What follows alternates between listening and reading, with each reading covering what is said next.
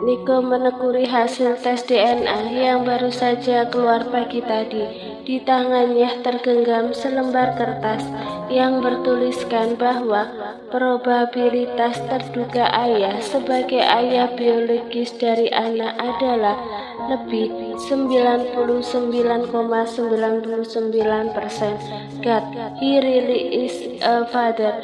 Rasanya jantung Niko berdetak cepat membayangkan bahwa dirinya benar-benar seorang ayah. Ayah, Niko tersenyum kecut.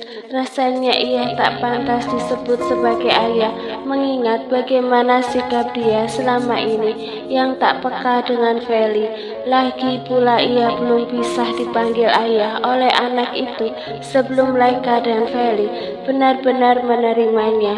Dan untuk mendapatkan penerimaan dari kedua perempuan itu pasti tidaklah mudah. Mereka sama-sama punya sifat keras kepala, membuat Niko harus berpikir keras untuk mencari cara agar bisa masuk ke dalam hidup mereka. Meski mungkin saja Laika tidak mencintainya dan sangat membencinya, tanpa alasan yang jelas, Niko merasa dia perlu bertanggung jawab pada anaknya sendiri, darah dagingnya, dan memperbaiki kesalahan yang telah dia lakukan pada Laika. Niko menghela nafas berat. Ia menaikkan pandangan dari hasil tes DNA ke arah landscape kota. Dari balik dinding kaca dia bisa menyaksikan bagaimana cuaca Jakarta yang cerah siang itu, sementara punggung bidang dan kokohnya bersandar di sandaran kursi kerjanya. Lama Niko memandangi gedung-gedung tinggi dengan tatapan menerawang jauh. Ia akhirnya menyudahi aktivitasnya, kemudian meraih gagang telepon yang tak jauh darinya. Masuk ke ruanganku sekarang, titah Niko pada sekretarisnya saat panggilannya terangkat di dering pertama. Baik Pak, Niko tak suka pegawai yang lelet, dan beberapa detik kemudian terdengar ketukan di pintu sebelum terbuka. Dan Citra menyembul dari sana setelah dipersilahkan masuk oleh Niko. Pak Niko butuh sesuatu? Citra tersenyum ramah. Iya, Niko mengangguk samar. Aku mau tanya beberapa hal.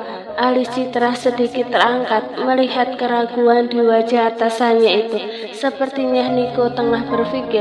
Terbukti dari ujung telunjuknya yang diketuk-ketukkan di atas meja, Citra sudah hafal betul gelagat Niko, walau lelaki ini susah ditebak dalam beberapa hal.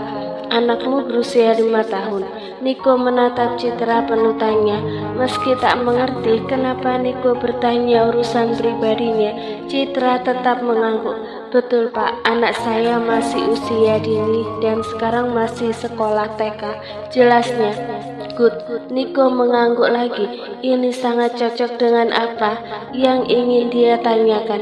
Pertanyaanku di luar pekerjaan ini tentang permasalahan anak kecil, ucap Niko dengan ragu.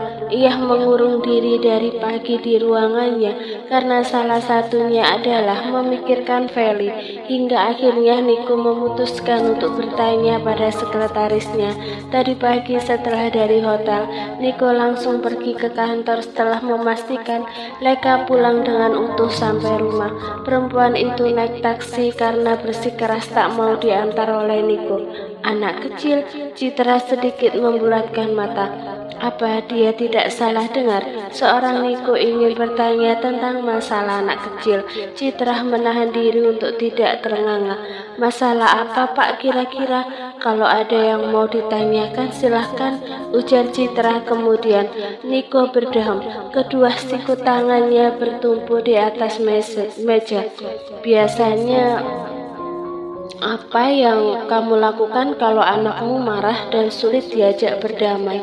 Tanpa pikir panjang, Citra menjawab, kalau anak saya cukup saya bujuk aja Pak. Sesudah itu baru saya menghabiskan banyak waktu sama dia. Biasanya saya tidur juga di kamar dia semalaman. Citra tersenyum lebar. Niko memijit pelipis. Bukan seperti itu yang ingin dia dengar. Kondisinya saat ini tidak memungkinkan untuk menghabiskan waktu malam hari dengan Feli, kecuali kalau dia mau diusir oleh Laika malam-malam. Bukan seperti itu maksudku. Kalau seandainya kamu punya anak tapi nggak tinggal denganmu dan kondisi anak itu marah padamu, kira-kira apa yang akan kamu lakukan? Citra berpikir beberapa saat sebelum akhirnya menjawab, kalau kondisinya kayak gitu sih, saya akan coba datang aja ke rumahnya dan membujuknya, terus membawa dia jalan-jalan atau memberikan barang dan makanan kesukaan dia, tutur Citra tanpa kecurigaan sedikit pun. Anak-anak senang dengan hal seperti itu. Tanpa sadar Niko tersenyum tipis. Ya Tuhan, ayah macam apa dia? Hal-hal seperti itu saja dia tidak tahu. Miris, Niko menertawakan dirinya sendiri dalam hati. Niko mengangguk. Oke, kalau begitu terima kasih. Sama-sama Pak, ada lagi yang bisa saya bantu? Ayah, ini sudah selesai, saya tanda tangani, tolong kamu bawa, ucap Niko menunjuk tumpukan berkas menggunakan lirikan matanya. Kemudian beralih pada ponsel dan menekurinya sesaat. Citra mendekati meja atasannya dan meraih berkas yang ditunjuk Niko. Baru saja, tanpa sengaja, ujung matanya menangkap foto anak kecil yang sedang dipandangi Niko saat ini. Citra membelalak, tapi kemudian ia bergegas pergi dari sana dengan berbagai dugaan. Anak siapa itu? Citra membatin setelah menaruh berkas di atas meja kerjanya dan mendaratkan di atas kursi. Apa jangan-jangan? Citra terkejut, kedua tangannya menutupi mulut yang tiba-tiba menganga. Apa anak itu hasil dari one night stand-nya Niko dengan salah satu wanita yang dia bersamai? Bisa jadi, di antara seluruh karyawan di perusahaan ini, Citra lah yang paling tahu kehidupan sang presiden. Ia bahkan tidak bisa menghitung berapa banyak wanita yang sering datang ke kantor atau ketemuan di hotel dan tempat lainnya dengan Niko, karena Citra ikut andil dalam hal pesan memesan kamar atasannya. Namun beberapa minggu terakhir, Citra tak melihat ada wanita masuk ke ruangan Niko selain untuk keperluan bisnis. Niko menarik nafasnya dalam-dalam, berusaha menghalau perasaan gugup yang tiba-tiba menyapa setelah melihat Feli sedang bermain di atas jungkitan. Siang ini Niko memutuskan untuk menjemput Feli dan tak konfirmasi dulu pada Laika. Kalau bilang sudah pasti Laika menolak. Makanya Niko mencuri start datang ke sekolah 10 menit sebelum anak-anak keluar kelas. Niko menghampiri Feli dengan langkah-langkah lebarnya. Hatinya berharap semoga kali ini Feli mau berbicara dengannya. Sedangkan Feli yang baru saja turun dari jungkitan dan tertawa lebar dengan temannya, seketika terkejut kalah melihat Niko berdiri di dekatnya. Niko tersenyum. Halo sayang, sapa Niko dengan lidah yang terasa keluh. Ini kali pertama dia memanggil Feli dengan kata sayang. Walau terdengar aneh, ia yakin suatu saat pasti terbiasa. Mau apa engkau kesini? Tanya Feli tak ramah. Sikap anak itu mengingatkan Niko pada dirinya yang sering tak ramah dengan Laika. Lucu rasanya, kini dia mendapatkan balasan dari anaknya sendiri. Niko berjongkok, mensejajarkan tubuh mereka. Uncle mau ketemu dan jemput kamu. Boleh? Enggak, aku bakal dijemput sama mama. Mata Feli menatap tajam ke arah Niko. Aku juga enggak mau ketemu sama Uncle.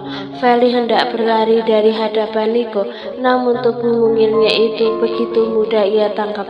Fel, please, kasih waktu Uncle ngobrol sama kamu ya, sebentar aja. Uncle janji gak akan lama. Nico merasa lega ketika akhirnya Feli diam. Ia segera membawa anak itu ke tempat yang agak sepi. Nico mengangkat tubuh Feli dan mendudukkannya di atas kursi. Feli habis lari-larian ya. Ini keringatnya sampai banyak gini. Nico mengeluarkan sapu tangan dari saku celananya.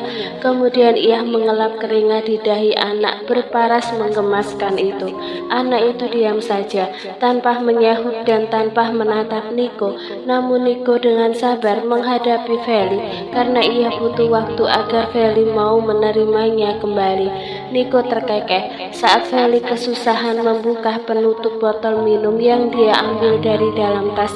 Feli enggan meminta tolong pada Nico. Walau sedang kesusahan, dia terus berusaha sendiri. Nico tertegun sesaat. Sifat Feli memang persis seperti dirinya. Selain keras kepala, gengsinya juga tinggi. Sini, Uncle bukain. Pinta Nico menengadahkan tangannya. Dahinya berkerut saat Feli tak kunjung memberikan botolnya. Gak apa-apa, Feli minta tolong walau lagi marah. Uncle senang kok, ayo siniin. Mata Feli bergerak-gerak antara botol dan tangan Nico. Kalau di kelas dia akan meminta tolong pada ibu guru. Setelah beberapa saat berpikir, Feli akhirnya menyerahkan botol minum berisi minuman manis rasa jeruk itu. Dia haus dan tak tahan kalau menunggu ibunya datang. Selesai nih, mata hasil Nico kini tertuju pada Feli yang tengah meneguk minumannya. Ia menatap anak itu lamat-lamat. Rasanya seperti mimpi ia mempunyai anak dan sudah sebesar ini. Feli mau maafin Uncle? Tanya Nico pelan dan hati-hati. Feli sempat menatap Nico sesaat. Ada desiran aneh saat Nico bertatapan langsung dengan mata Feli yang punya warna sama dengannya. Aku masih marah sama Uncle. Nico mengangguk dan tak akan memaksa. Tangannya terulur mengelus-elus rambut Feli dan anak itu tak menolak. Namun wajahnya masih saja merengut juga muram. Uncle minta maaf sama kamu. Gak peduli seberapa banyak yang harus Uncle ucapkan. Uncle akan tetap menunggu kamu untuk maafin Uncle. Detik berikutnya Nico merasa lega ketika akhirnya Feli tersenyum lebar dengan binar di matanya. Ia kira senyuman itu untuknya, namun Nico salah besar. Saat itu juga Feli bergegas pergi dari hadapan Nico setelah anak itu menatapnya sesaat. Mama, Om Keanu. Hai sayang, Keanu merunduk dan membuka kedua tangan menyambut Feli saat anak itu berlari dan tersenyum ke arahnya. Om, aku kangen sama Om Keanu, ucap Feli manja saat dia sudah berada dalam pangkuan Keanu dan tangan mungilnya melingkari leher lelaki dewasa itu. Keanu tertawa diikuti Laika di sampingnya. Kamu kangen sama Om? Feli mengangguk. Dari tadi aku nungguin Mama sama Om lama banget. Bibir mungilnya mengerucut terlihat menggemaskan di mata Keanu. Lekah mengusap punggung Feli setelah meraih tas anak itu dari sana. Maaf ya sayang, Mama tadi ada kerjaan dulu sama Om Keanu. Jadinya jemputnya telat deh. Gak apa-apa kok Ma, yang penting Mama sama Om jemput aku. Keanu dan Leka sama-sama tertawa kecil dan mulai beranjak dari tempat mereka berdiri. Sejak kapan kamu berubah profesi jadi sopir Dianu? Keduanya menghentikan langkah secara serempak saat Nico yang entah dari mana datangnya kini sudah berdiri di hadapan mereka dengan kedua tangan tersembunyi di dalam saku celana. Dia terlihat tenang, namun jauh di dasar hati Nico belingsatan kegerahan. Hatinya terasa sakit ketika anaknya sendiri malah tersenyum untuk lelaki lain. Laika terkejut menatap Nico dan Feli yang ada di pangkuan Keanu bergantian. Dia pikir dilihat dari gelagat Feli yang tak mau menatap Nico. Sepertinya mereka sudah bertemu lebih dulu. Sementara itu Keanu menatap Nico penuh tanya. Ia merasakan keanehan di antara Laika dan Nico akhir-akhir ini. untuk keponakanmu. Aku bahkan rela jadi sopirnya dia. Selorok Keanu terkekeh, ia juga memperhatikan Feli yang memalingkan wajahnya dari Nico. Sepertinya kemarahan Feli berlanjut sampai sekarang, pikir Keanu. Nico mendengus. Lebih baik kamu kembali ke kantor, biar aku yang antar mereka. Tatapan tajamnya tertuju pada Keanu dan Laika bergantian. Gak perlu, selah Laika dengan cepat. Aku lebih nyaman diantar oleh Keanu. Paman aja yang kembali ke kantor. Sepertinya tadi aku lihat ada tunanganmu berkeliaran di sana, Laika berkata dengan sarkas. Nico terkejut. Baru saja ia akan bersuara, ponselnya tiba-tiba berbunyi dan menampilkan nama Elena di dalam layar. Ia enggan mengangkat panggilan tersebut dan memilih untuk mengabaikannya saja. Begitu mengangkat kepala, ia lihat Laika sudah pergi menjauh. Kemudian satu pukulan pelan di pundak membuat ia menoleh ke arah Keanu dan menatapnya tak suka. Harusnya dia yang saat ini menggendong Feli, bukan Keanu. Sudah saatnya kamu melepas keponakanmu, Nico. Percayakan saja padaku. Aku akan menjaga dia baik-baik kok. Tenang aja. Nico berdecak kesal. Tapi dia dan Feli tanggung jawabku, bukan tanggung jawab kamu. Bagi Keanu kalimat itu mungkin terdengar biasa saja, sebagaimana paman untuk keponakannya, tapi tidak bagi Nico. Setelah ia tahu Feli adalah anaknya, maka kata tanggung jawab yang ia maksud adalah sebagai ayah biologis anak itu. Dan sejujurnya dalam hati Keanu, ia merasakan kejanggalan sikap Nico pada Laika sejak lama. Apalagi dia tahu bahwa Laika dan Nico bukanlah saudara. Bukan saat ini saja sikap Nico berbeda, tapi sejak dulu, bertahun-tahun yang lalu. Percayalah, aku akan mengantar Feli sampai selamat. Jangan khawatir, ucap Keanu sebelum akhirnya dia pergi dari hadapan Nico. Brengsek, Nico mengepalkan tangannya dengan kuat, tapi detik berikutnya ia mengurai kembali kepalan tangannya ketika melihat Feli sedang menatapnya dengan tatapan sendu, bukan tajam lagi seperti tadi. Anak itu masih di pangkuan Keanu dan melihat ke belakang.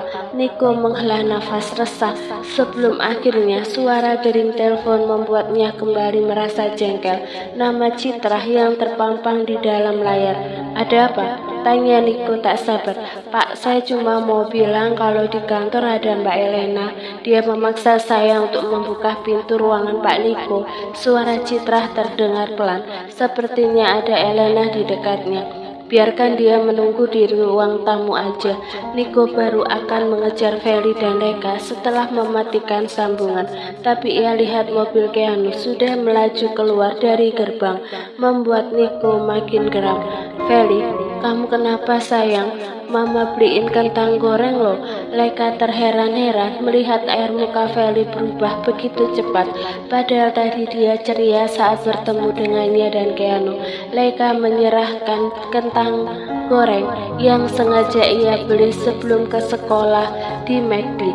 Awalnya Laika akan menjemput Feli sendirian, tapi seperti biasa, Keanu memaksa untuk mengantarnya. Gak mau mah, buat nanti aja. Melihat kentang goreng mengingatkan Feli pada Nico yang punya hobi makanan sama dengannya. Dan ketika ingat Nico, suasana hati Feli jadi tak karuan. Anak itu tak tahu apa yang ia rasakan sekarang. Yakin gak mau dimakan sekarang? Tanya Laika memastikan. Feli mengangguk dan anak itu lebih senang dengan melihat-lihat pemandangan di luar jendela. Kenapa? Keanu melirik Feli dari spion tengah sesaat. Laika menggeleng setelah memasukkan kembali makanan kesukaan Feli tersebut. Dia memang mudi anaknya, bisik Laika. Keanu mengangguk paham.